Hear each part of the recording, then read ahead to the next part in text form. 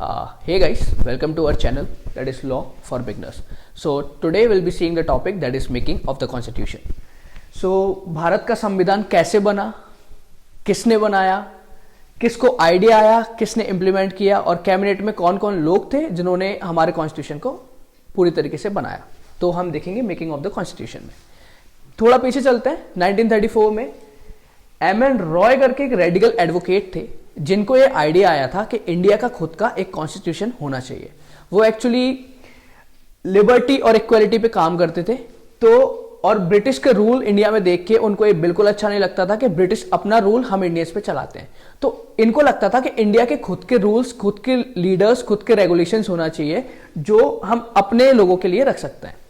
तो इन्होंने ये आइडिया इंडियन नेशनल कांग्रेस से 1935 में डिस्कस किया और 1935 में इंडियन नेशनल कांग्रेस ने डिमांड किया कि कॉन्स्टिट्यूशन को फ्रेम किया जाए, to frame the constitution of India.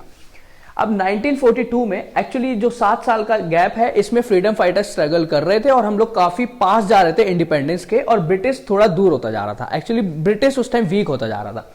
तो 1942 में क्रिप्स करके एक सर थे, इन्होंने क्या दिमाग लगाया कि इनको लगा कि इंडिया इंडिपेंडेंस थोड़े टाइम में ले लेगा और उनका खुद का कॉन्स्टिट्यूशन होगा, ये इन्होंने सोच लिया था। बट इन्होंने सोचा क्यों ना एक डील रखी जाए।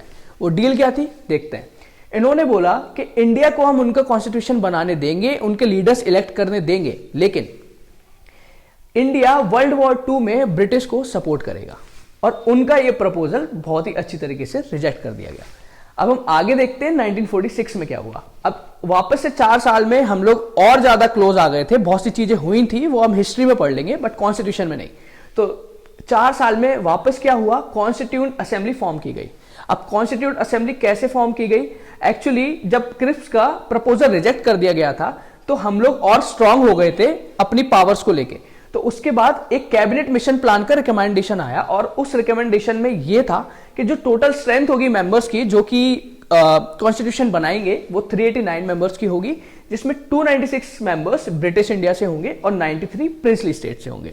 अब आगे जाके ये चेंज हो गया था, ये नंबर वो क्यों चेंज हुआ था मैं आपको बताता हूं। जो रिकमेंडेड कैबिनेट मिशन प्लान था उसमें देखा था कि 389 मेंबर्स जो कि 296 ब्रिटिश इंडिया के थे और 93 प्रिंसली स्टेट्स के थे, उसमें एक रफ आइडिया ये लगाया गया था कि पर मिलियन पॉपुलेशन पे एक सीट अलॉट करेंगे। फॉर एग्जाम्पल किसी स्टेट में 2 मिलियन पॉपुलेशन है तो उसमें 2 सीट मिलेंगी, 3 मिलियन पॉपुलेशन है तो 3 सीट्स मिलेंगी। अब ये नंबर जो मेंबर्स का है, जो 389 पहले था, अब वो चेंज हो गया था। उसका रीजन क्या है, मुस्लिम लीग ने डिमांड किया कि उनको खुद का अपना कॉन्स्टिट्यूशन चाहिए और उनकी इस डिमांड पे सप्लाई देने के लिए उनका जब खुद का कॉन्स्टिट्यूशन बना तो कुछ लोग जो इस नंबर में जो इसके मेंबर्स थे वो हट गए और जो ये ऑल्ट्रेशन के बाद नंबर आया वो था 299। तो अब 299 में जो ब्रिटिश इंडिया के लोग थे वो 229 थे और प्रिंसली स्टेट्स के 70 थे।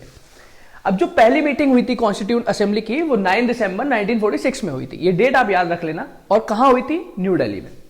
फिर 9 दिसंबर सचिदानंद सिन्हा जी को टेम्पररी प्रेसिडेंट बनाया गया। ये सिर्फ 2 दिन के लिए बने थे। इसके बाद 11 दिसंबर 1946 में राजेंद्र प्रसाद जी को परमानेंट प्रेसिडेंट बना दिया गया और H C. Mukherjee ji vice president बने और साथ ही बी.एन. राव को adviser of the constituent assembly बना दिया गया था।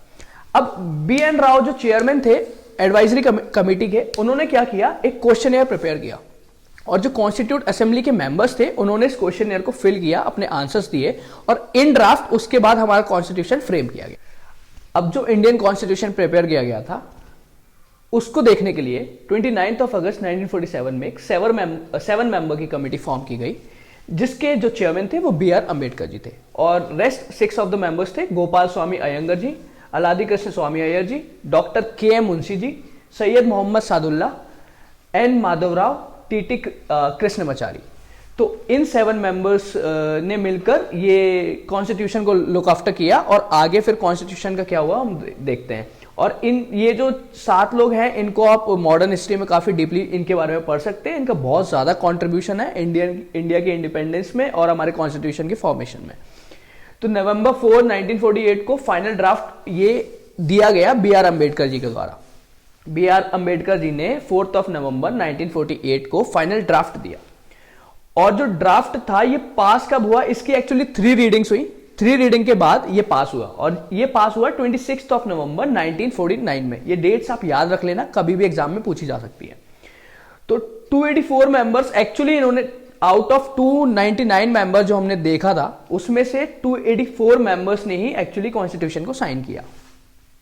और इसके बाद जो कॉन्स्टिट्यूशन था वो 26 ऑफ नवंबर 1949 में अडॉप्ट किया गया था, लेकिन एनफोर्स हुआ था 26 of January that is in 1950। अब ये जो दो डेट है इसमें क्वेश्चन ऐसे कभी कभी आता है कि when was the constitution adopted. जब अडॉप्टेड आएगा तो लिखना है 26 ऑफ नवंबर 1949 और एनफोर्स आएगा तो लिखना है 26 ऑफ जनवरी 1950। तो ये ओवरऑल हमारा मेकिंग ऑफ द कॉन्स्टिट्यूशन था, जिसमें हमने देखा कि किस तरीके से आइडिया जनरेट हुआ और किस तरीके से उसको एग्जीक्यूट किया गया और क्या क्या हमने ऑब्लिगेशंस इसमें फेस किए। और उसके बाद अगर इस टॉपिक में आपको लगता है कि कुछ कमी है या आप चाहते हैं मैं किसी और टॉपिक पे वीडियो बनाऊं तो प्लीज कमेंट सेक्शन में मेरे को बताओ, और जिस भी टॉपिक की सबसे ज्यादा कमेंट होंगी मैं उस पर जरूर वीडियो बनाऊंगा। आगे मिलते रहिए, देखते रहिए law for beginners. Thank you.